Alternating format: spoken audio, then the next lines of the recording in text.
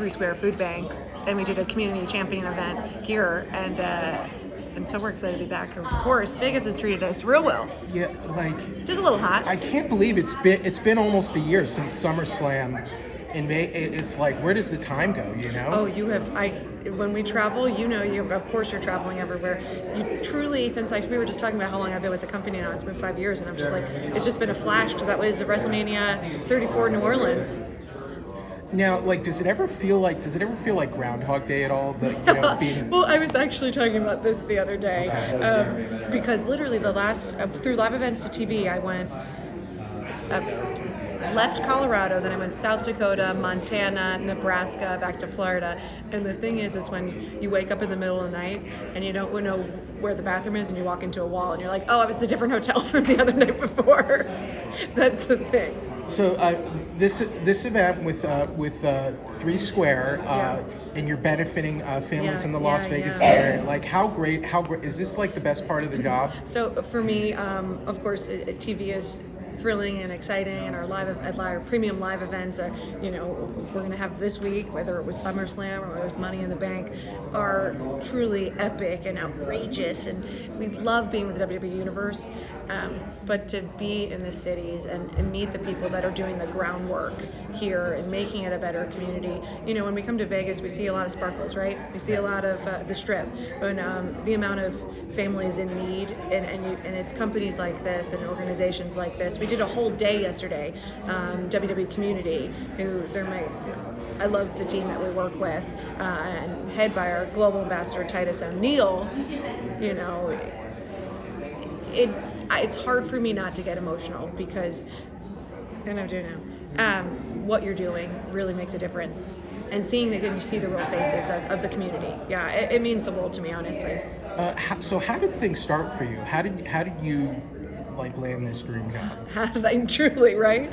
So I would start, let's go back to when I was 7 and watching a pay-per-view of Royal Rumble with my brother and all his family, and his friends. I was always the only girl in the room watching a Rumble, and for me, I grew up doing theater, and I always talk about WWE and sports entertainment of Shakespeare and Gladiator in one. They were made for the masses. Shakespeare, they threw tomatoes, you know what I mean? If they didn't, for me, it's about the theatrics. And for me, growing up in theater people are the same kind of way, on the road, different cities, but they love what they do, and they do it for the audience, and that's what we miss so much during pandemic is you guys. Truly, it's the audience reaction. So for me, it was really actually a natural flow. So I came from theater. I did TV. I did stuff with Marvel. I did stuff with NCIS. I did acting and theater, and then I moved into hosting. And I worked with the news out in LA. Did red carpets alongside some of the people that are here right now on the junket in LA. Did whether it was the SAG Awards to movie red carpets. I was doing what you did. I was on the other side asking the questions, and then I worked. And then I moved to Florida for a job at HSN hosting, and then I met Mike Rome we worked on some type of event together, and he's like, hey, listen, I think you have what it takes to jump in here. And I was like, oh my God, my younger self, I couldn't even write this story. That's what I always think. You think you know where your life's going, and then boom, you're living a dream. When you have events like this, and you see the connections with the children and stuff, and you see it's inspiring because